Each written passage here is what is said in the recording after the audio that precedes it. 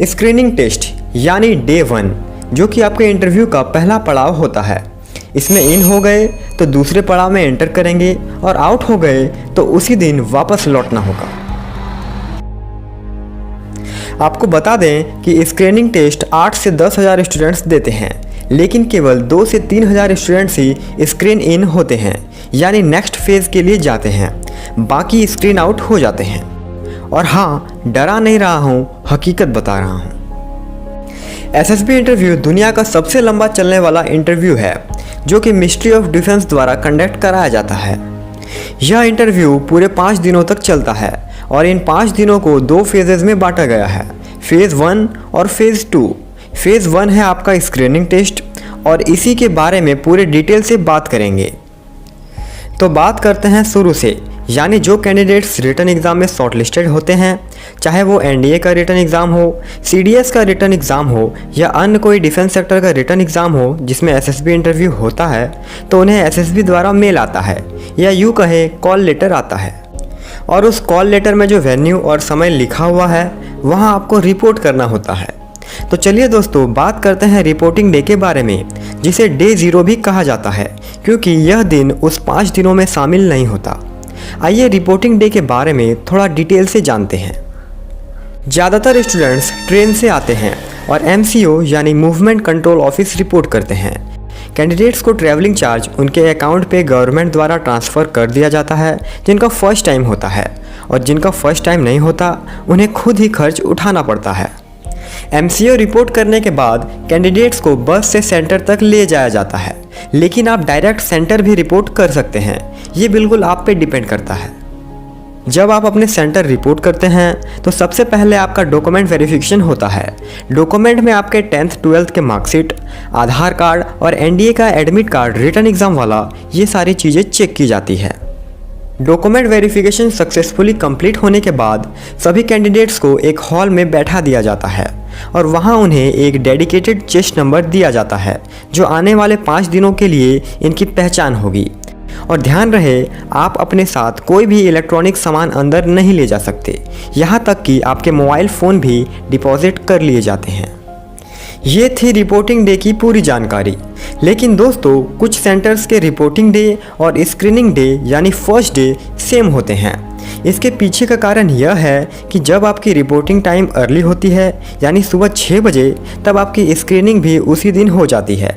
लेकिन अगर आपकी रिपोर्टिंग टाइम दोपहर 2 बजे है तो आपकी स्क्रीनिंग यानी फर्स्ट डे अगले दिन से शुरू होगी। डे 1 यानी पहले दिन में आपका स्क्रीनिंग टेस्ट होता है और स्क्रीनिंग टेस्ट के अंदर 2 टेस्ट होते हैं। पहला इंटेलिजेंस टेस्ट और दूसरा PPDT, picture perception and discussion test. अब बात करते हैं इंटेलिजेंस टेस्ट की, तो इसे office intelligence rating OIR test भी बोलते हैं। इसमें बेसिकली 2 टेस्ट होते हैं, एप्टीट्यूड टेस्ट और verbal and non verbal test, यानी आम भाषा में इसे रीजनिंग कहते हैं। और ये 2 पेपर आसान ही होते हैं, बट इसका मतलब ये नहीं कि आप इसकी प्रैक्टिस ही ना करें, क्योंकि इसमें भी 10 से 20% स्टूडेंट फेल हो जाते हैं। देखिए, एप्टीट्यूड और verbal and non verbal test में 50-50 क्वेश्चन होते हैं, जिसके लिए आपको 30-30 मिनट का समय दिया जाता है। OIR टेस्ट आपका लगभग 10 बजे तक समाप्त हो जाता है। इसके बाद आप दूसरे रूम में आते हैं जहां पर आपका दूसरा टेस्ट शुरू होता है, यानी PPDT, picture perception and discussion test. इस टेस्ट में सभी कैंडिडेट्स को बड़े से स्क्रीन पे एक हैजी पिक्चर दिखाई जाती है, यानी थोड़ी धुंधली प्रकार की, जो कि सिर्फ 30 सेकंड के लिए आपके स्क्रीन पर फ्लैश होगी। इसके बाद आपको 4 से 5 मिनट का समय दिया जाएगा उसके ऊपर स्टोरी लिखने के लिए। अब स्टोरी कैसे लिखें? तो सबसे पहले आपको 30 सेकंड तक उस पिक्चर को ध्यान से देखना है। फिर आपको उस पिक्चर के आधार पर उसके पास्ट में क्या हो रहा होगा जिसके कारण ये पिक्चर आपके बीच में आया, और फिर इसके फ्यूचर में क्या होगा जो कि आपका प्रेजेंट है, यानी इस फोटो को अपनी स्टोरी का एक पार्ट बनाना है और अपना स्टोरी लिखना है। 4 से 5 मिनट बाद आपको इंस्ट्रक्शन मिलता है स्टॉप राइटिंग, यानी उस समय तक आपकी स्टोरी पूरी हुई हो या नहीं हुई हो, आपको अब लिखना नहीं है। फिर आपकी सीट ले ली जाती है। इसके बाद आपका होता है डिस्कशन टेस्ट। इसमें 15 से 20 कैंडिडेट्स का ग्रुप बना दिया जाता है और सभी कैंडिडेट्स को इंडिविजुअली अपनी कहानी नरेट करनी होती है इंटरव्यूइंग ऑफिसर, साइकोलॉजिस्ट और ग्रुप टास्क ऑफिसर के सामने, जिसके लिए 1-1 मिनट का समय दिया जाता है हर इंडिविजुअल्स को। फिर सभी कैंडिडेट्स को एक सर्कल बनाकर बैठा दिया जाता है और ग्रुप डिस्कशन होता है। इसमें कैंडिडेट्स कॉमन स्टोरी में एक दूसरे से डिस्कस करते हैं और ये डिस्कशन करीबन 10 मिनट का होता है। ये कंप्लीट होने के बाद अगली प्रोसेस क्या होगी? आपको लग रहा होगा कि यार सिर्फ टेस्ट ही देते रहें या रेस्ट भी मिलेगा, कुछ खाने को भी मिलेगा या नहीं? तो दोस्तों, PPDT कंप्लीट होने के बाद आपको 2 से 3 घंटे का रेस्ट मिलेगा और फिर आपको लंच भी मिलेगा। ये फैसिलिटी सेंटर द्वारा प्रोवाइड कराई जाएगी। इसके बाद उसी दिन सभी कैंडिडेट्स का स्क्रीनिंग रिजल्ट डिक्लेयर होगा। जो कैंडिडेट्स सेलेक्ट होंगे उन्हें न्यू चेस्ट नंबर दिया जाएगा और जिनका सिलेक्शन नहीं हो पाएगा उन्हें उसी दिन सेंटर से लीव करना होगा। इसका मतलब यह है कि अगर आप स्टेज 1 क्वालिफाई नहीं कर पाते हैं तो आप स्टेज 2 के लिए एलिजिबल नहीं होंगे। कैंडिडेट्स जो स्टेज 1 क्वालिफाई करते हैं उन्हें एक फॉर्म भराया जाता है जिसका नाम है PIQ फॉर्म, यानी पर्सनल इन्फॉर्मेशन क्वेश्चनरी। इस फॉर्म में आपको अपने पर्सनल डिटेल भरने होते हैं, जैसे कि आपका नाम, आपका माता पिता का नाम, आपकी हॉबी क्या क्या है, इत्यादि चीज़ें। इस फॉर्म का महत्व इंटरव्यू के समय होता है क्योंकि आपको इससे रिलेटेड काफ़ी क्वेश्चन पूछते हैं और देखते हैं कि कहीं आपने झूठ तो नहीं लिखा है। अब बात करें स्टेज 2 के बारे में, तो स्टेज 2 के अंदर डे 2, डे 3, डे 4 और डे 5 आते हैं। डे 2 यानी दूसरे दिन में आपका साइकोलॉजिकल टेस्ट होता है और इसी के बारे में पूरे डिटेल से जानेंगे ताकि आपका कोई भी चीज़ छूटे नहीं। और हाँ, डे 1 यानी स्क्रीनिंग टेस्ट वाली वीडियो अभी तक नहीं देखी तो डिस्क्रिप्शन में लिंक मिल जाएगा, वहाँ से देख लें। साइकोलॉजिकल टेस्ट कैंडिडेट्स की साइकोलॉजी को चेक करने के लिए लिया जाता है और ये देखा जाता है कि क्या कैंडिडेट्स वाकई में सूटेबल हैं कि नहीं ऑफिसर बनने के लिए। और हाँ, जैसा कि मैंने हर वीडियो में आपको बताया है कि घबराना नहीं है, क्योंकि ऑफिसर बनने की सबसे मेन क्वालिटी है कि आपको किसी भी परिस्थिति में घबराना नहीं है, बल्कि उसका डट के सामना करना है और इसी क्वालिटी को वो कैंडिडेट्स में ढूंढते हैं। अब बात करें साइकोलॉजिकल टेस्ट की, तो इसके अंदर 4 टेस्ट आते हैं। पहला थेमेटिक अपरसेप्शन टेस्ट TAT, दूसरा वर्ल्ड एसोसिएशन टेस्ट WAT, तीसरा सिचुएशन रिएक्शन टेस्ट SRT और चौथा सेल्फ डिस्क्रिप्शन SD। बात करें थेमेटिक अपरसेप्शन टेस्ट TAT की, तो इसमें आपको कुल 12 पिक्चर दिखाई जाएगी, जिसमें लास्ट पिक्चर एक ब्लैंक स्लाइड होगी। हर पिक्चर 30 सेकंड के लिए दिखाई जाएगी और फिर डिसअपीयर हो जाएगी। इसके बाद आपको 4 मिनट का समय दिया जाएगा उस पिक्चर पर स्टोरी लिखने के लिए। इसी तरह से नेक्स्ट पिक्चर 30 सेकंड के लिए दिखाई जाएगी, फिर डिसअपीयर हो जाएगी। देन 4 मिनट का समय दिया जाएगा उस पर स्टोरी लिखने के लिए और फिर सेम प्रोसेस चलता रहेगा लास्ट स्लाइड तक। और जो ब्लैंक स्लाइड होगा उसमें आप अपने मन से कोई भी स्टोरी लिख सकते हैं। बस एक बात का ध्यान रखिएगा, सभी स्टोरी में उसके पॉजिटिव चीज़ों को लिखिएगा, नेगेटिव चीज़ों को प्रयास कीजिएगा कि ना लिखें, और यदि लिखें भी तो उस स्टोरी में मोटिवेशन मिलनी चाहिए। अब बात करते हैं वर्ल्ड एसोसिएशन टेस्ट WAT की, तो इसमें आपको 60 वर्ड्स एक के बाद एक दिखाए जाएंगे और हर वर्ड 15-15 सेकंड के लिए दिखाए जाएंगे और इन्हीं 15 सेकंड में आपको उस वर्ड को देखकर एक सेंटेंस लिखना होगा। मतलब आपको एक वर्ड दिखाया जाएगा 15 सेकंड के लिए और उसी 15 सेकंड में आपको एक सेंटेंस भी लिखना होगा। फिर आपको दूसरा वर्ड दिखाया जाएगा और इसी तरह से ये प्रोसेस 60 वर्ड्स तक चलता रहेगा। इस बीच आपको कोई रेस्ट नहीं मिलेगा। अब बात करते हैं सिचुएशन रिएक्शन टेस्ट SRT की, तो इसमें आपको 60 सिचुएशंस दिए जाएंगे एक बुकलेट के अंदर। इन 60 सिचुएशन में आपका क्या रिस्पॉन्ड होगा, यानी इन सिचुएशन को आप कैसे हैंडल करेंगे, ये सारी चीज़ें लिखनी होगी और इसके लिए आपको 30 मिनट दिए जाएंगे। अब बात करते हैं नेक्स्ट टेस्ट की, जो कि है सेल्फ डिस्क्रिप्शन SD। इसके अंदर 5 चीज़ें होती है।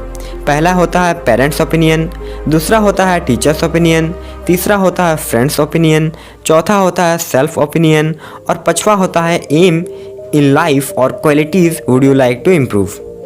मतलब आपके पेरेंट्स आपके बारे में क्या सोचते हैं, दूसरा आपके टीचर्स आपके बारे में क्या सोचते हैं, तीसरा आपके फ्रेंड्स आपके बारे में क्या सोचते हैं, चौथा आप अपने बारे में क्या सोचते हैं, और पांचवा आपका लाइफ में क्या एम है या फिर क्या क्वालिटीज़ है जिसे आप इम्प्रूव करना चाहते हैं।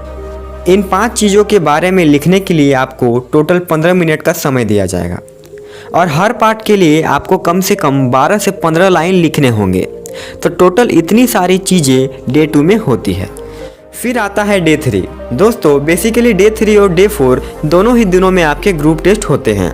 इसका एम होता है कैंडिडेट्स की क्वालिटी को जज करना ग्रुप परफॉर्मेंस के दौरान। याद रखिएगा कि इसमें आपको ग्रुप मेंबर से कम्पीट नहीं करना होता है, बल्कि ग्रुप को बेस्ट क्वालिटीज़ से सपोर्ट करना होता है ताकि आपकी ग्रुपिंग मार्क्स अच्छी हो।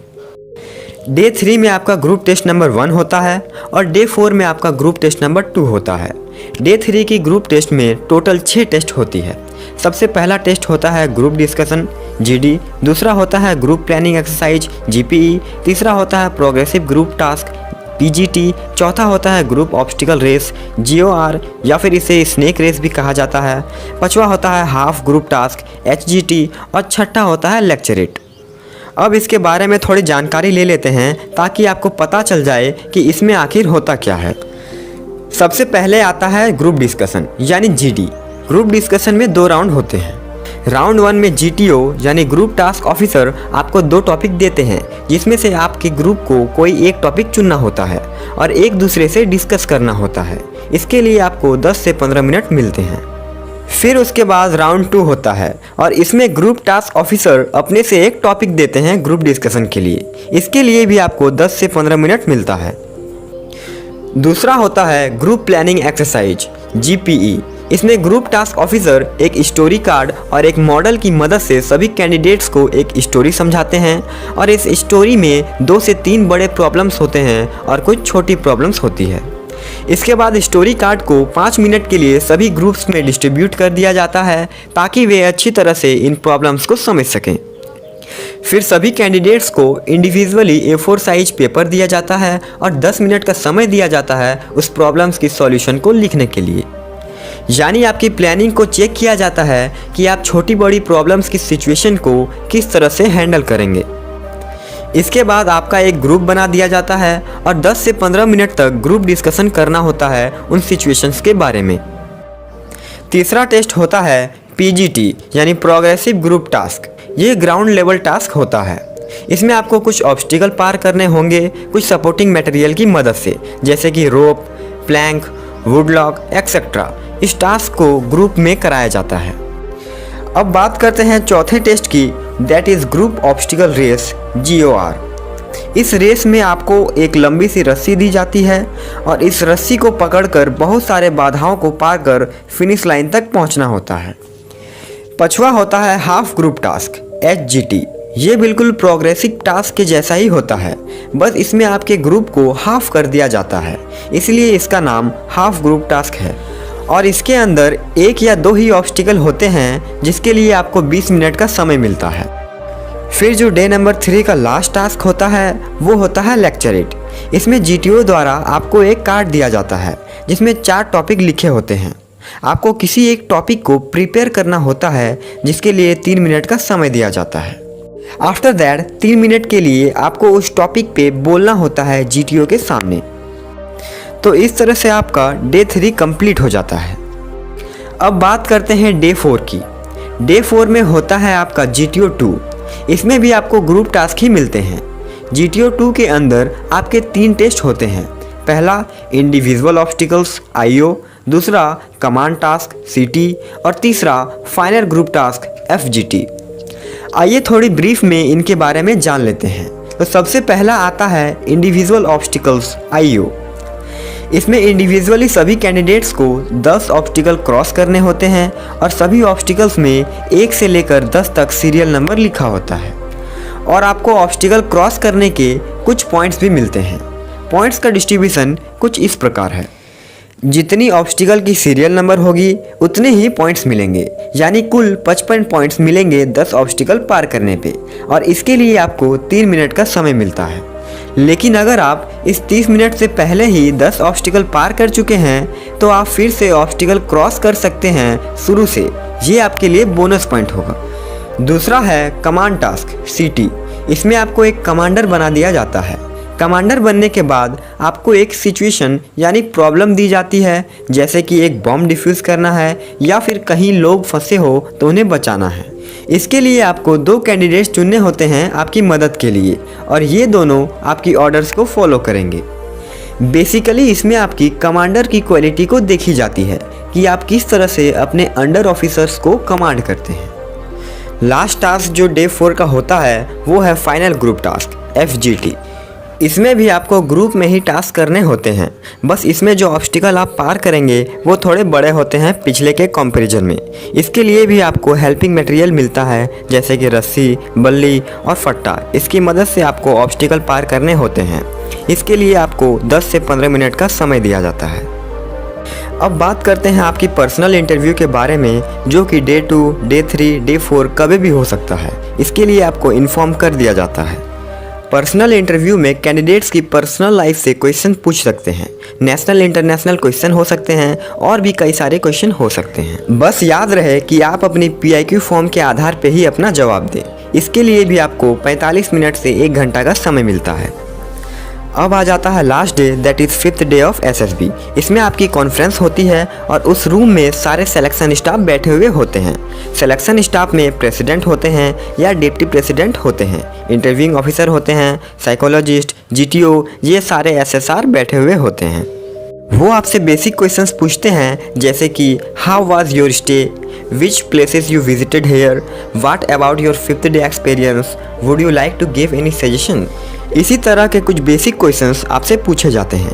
कॉन्फ्रेंस के बाद स्टेज 1 और स्टेज 2 का रिजल्ट जोड़ा जाता है और रिजल्ट डिक्लेयर कर दिया जाता है। जो कैंडिडेट्स इसमें पास हो जाते हैं वे मेडिकल के लिए रुक जाते हैं, और जो कैंडिडेट्स पास नहीं हो पाते हैं वे अपनी घर की ओर चले जाते हैं। दोस्तों, अगर आपको यह वीडियो अच्छी लगी है तो वीडियो को लाइक कर अपने दोस्तों तक शेयर करें, और इसी तरह की नॉलेजेबल वीडियो के लिए हमारे चैनल को सब्सक्राइब कर बेल आइकन को प्रेस कर लें, ताकि हमारा लेटेस्ट वीडियो आप तक सबसे पहले पहुंचे।